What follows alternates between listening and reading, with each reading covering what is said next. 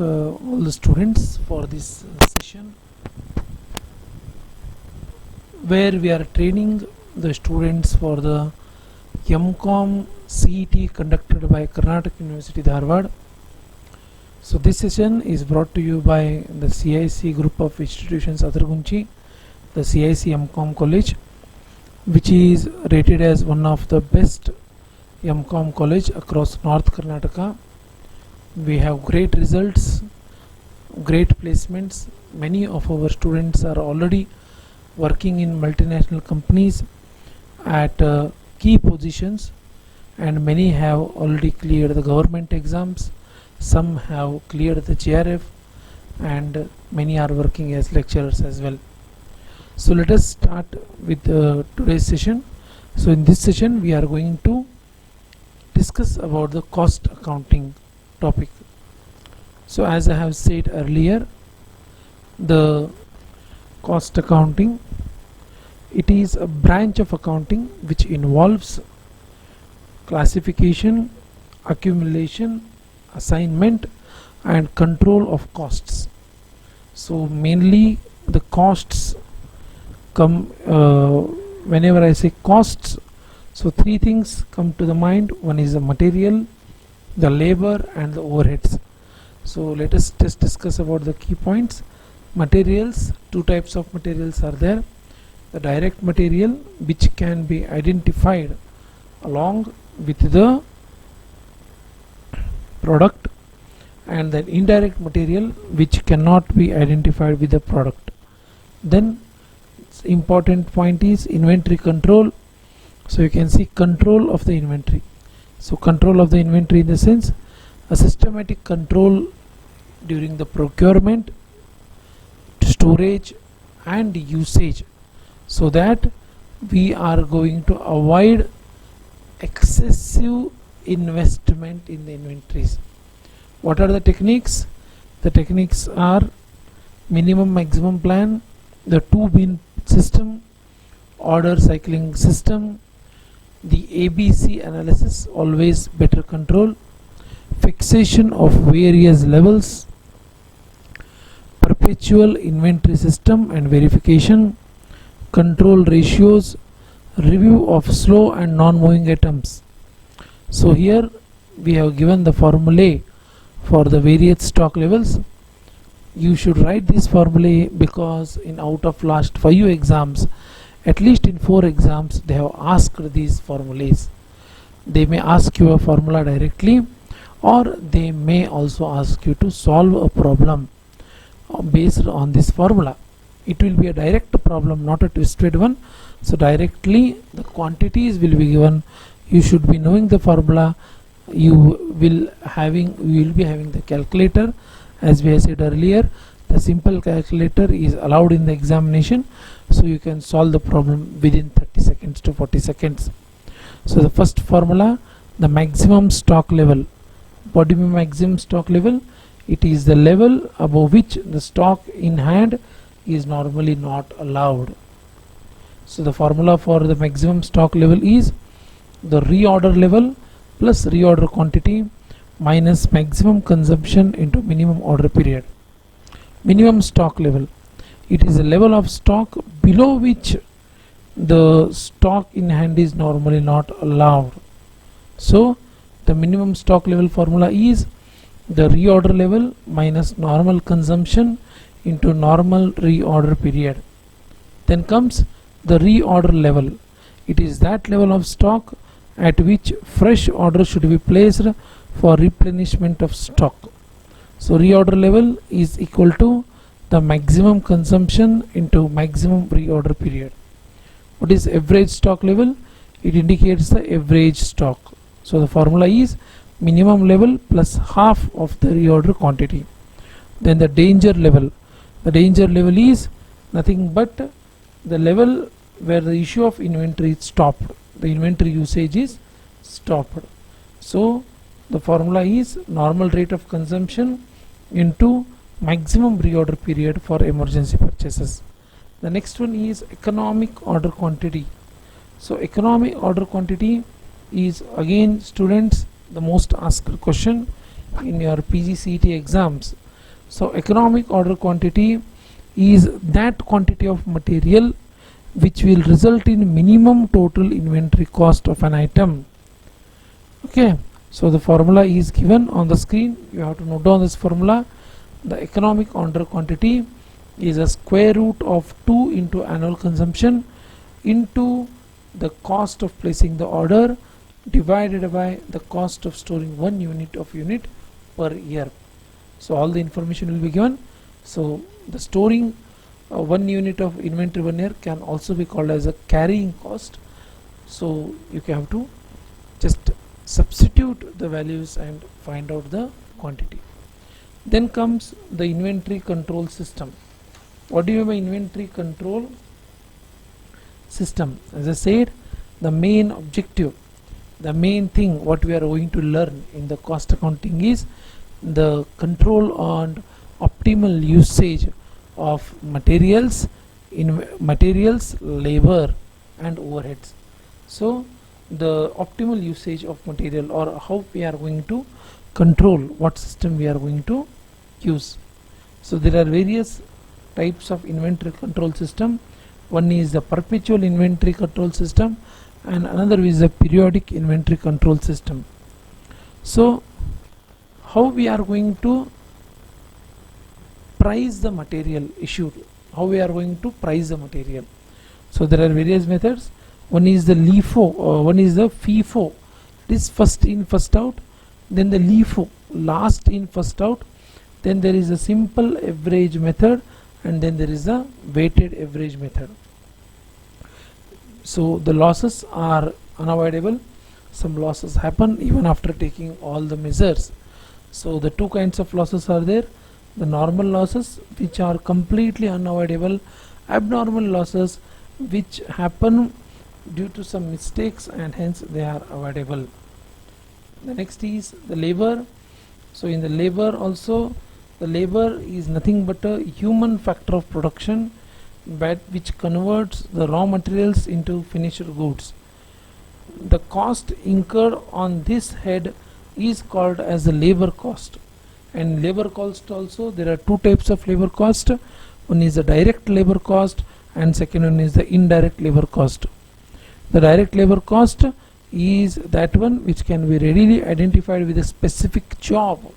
The indirect labor cost is that one which cannot be identified with a specific job. What are the methods of wage payment? How we are going to pay the wages? So there are two methods: the time rate method and the piece rate method. So how we are going to use incentives? So incentives are normally given to make sure the people are working more efficiently, or in the other words, the productivity is more. So that is the reason we give them the incentive.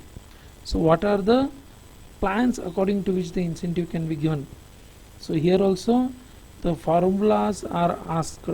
So I request the students once again to please write down the formulas along with these plans. We are not going to discuss the plans, just we are going to discuss the formulas. So the Halsley premium method is there. Here the labor's total earning is calculated by time taken into hourly rate plus 50% of time saved into hourly rate. Then comes the row 1 premium plan, asked 3 times: 2015, 2016 and 2019. The row 1 plan has been asked. So the row 1 premium plan is nothing but the formula is the time taken into hourly rate plus the time taken divided by standard time plus time taken into hourly rate. Then Taylor's differential, it is also called as a piece rate system. Here what happens, it doesn't have a specific formula.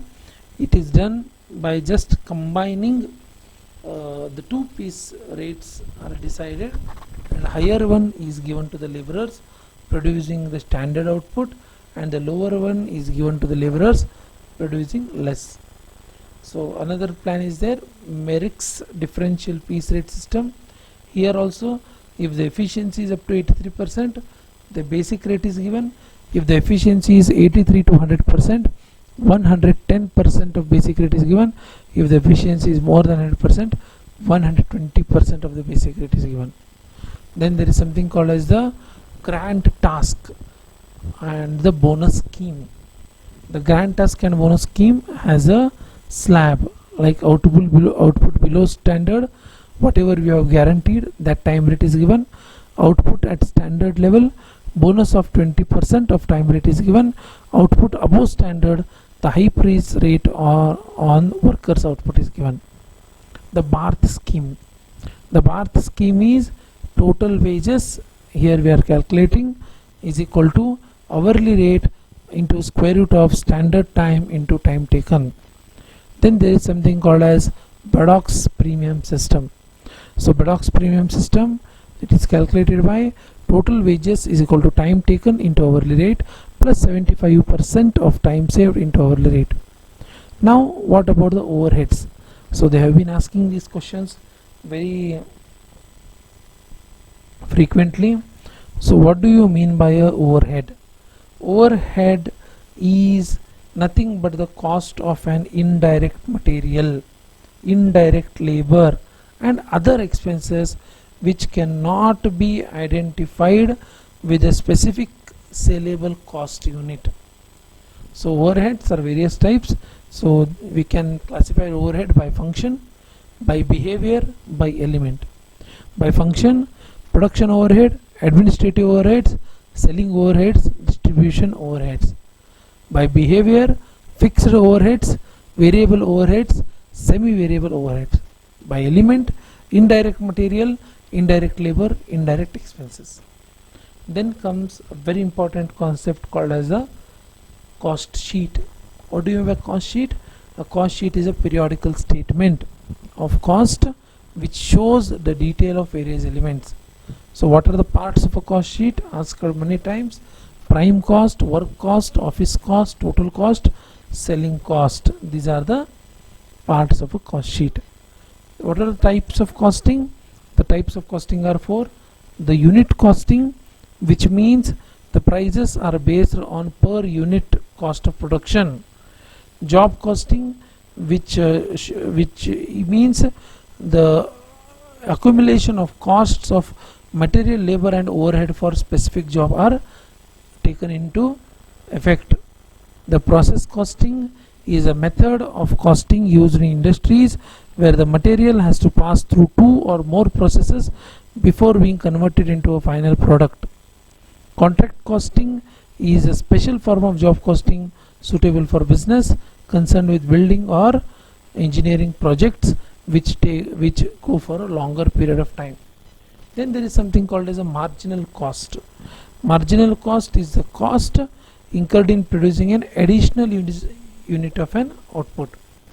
These are some of the important formulas for the marginal costing. The contribution is nothing but the difference between the total sale value and the total variable cost.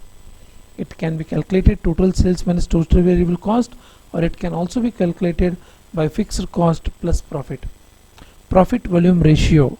Profit volume ratio shows the relationship between the contribution and the sales. So it can be calculated by contribution divided by sales into 100. Break even point, this is asked as a formula as well as problems. So break even point is fixed costs divided by contribution per unit, and which also has another formula like fixed cost upon the profit volume ratio. So here we have taken out the questions, as I have said, from the previous year question paper pertaining to these topics, the cost accounting. The first question is, row 1 plan is what? What is a row 1 plan? Individual incentive plan, group incentive plan, time rate plan, piece rate plan. Row 1 plan is individual incentive plan. The first in first out method is useful in the prices of the material shows increasing trend, decreasing trend, fluctuating trend, all of the above. So you can pause and you can try to guess the answer. The answer is decreasing trend. Overhead costs include direct cost, indirect cost, both A and B, none of the above. Just as I said, Overheads are nothing but the indirect costs. Bin card is also known as the cards. Stores ledger, stock card, material bill, none of these. So bin card is nothing but a stock card. So here you can see a match the following has been given. So here what we have to do is the 4 questions are combined in one question and given as a match the following. So contribution, here you can see contribution, the formula for contribution is given. This also appeared question in 2017. The formula for the contribution is given in ABCD. PV ratio formula is given, BEP formula is given, margin of safety formula is given. So you have to identify the correct answers and you have to mark it. So here the correct answer is the contribution, the formula is sales variable minus variable cost. The PV ratio formula is contribution upon sales into 100. The BEP formula is fixed cost upon contribution.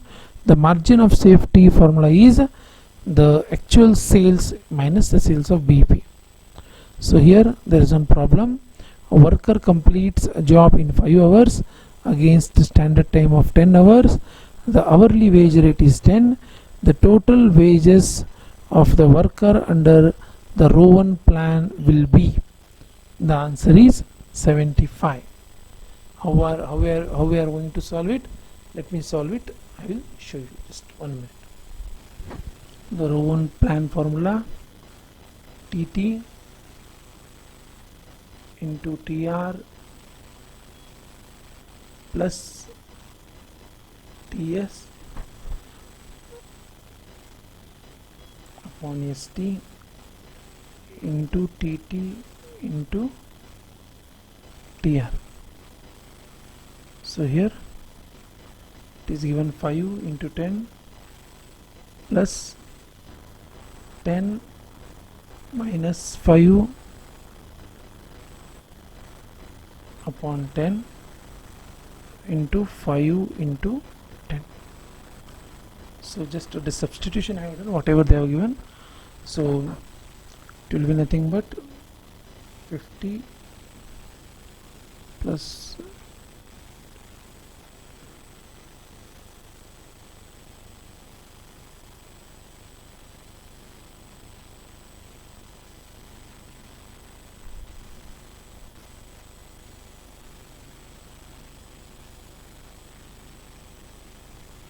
which it will be 25 into 50, correct. So it is nothing but 75. Solve it, it is 75. Okay. So this is a solution. The next one is the selling price of a product is 15 rupees per unit. The variable cost per unit is 10 rupees. Fixed cost is 1,50,000. The break even point in units will be how much? So as I have said, the break even point, here you can see the fixed cost is given 1,50,000. Selling price is given 15. Variable cost is given 10. So very simple formula we have to apply. Break even point is equal to fixed cost divided by selling price minus variable cost. So 1,50,000 divided by 15 minus 10. So you can just use calculator. You will get answer as 30,000 units. So they have asked in unit, so we have done it in units. 30,000 unit. Correct. Next, question number 7. Estimated requirement for the year 600 units. Cost per unit is 20. The ordering cost is ordering cost rupees 12, carrying cost 20%. The EOQ is nothing but the economic order quantity.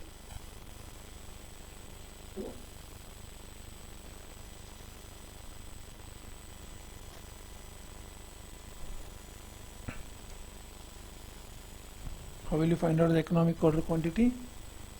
The formula we had already discussed.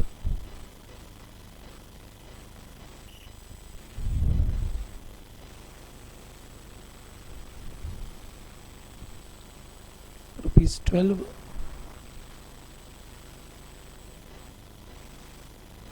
divided by the carrying cost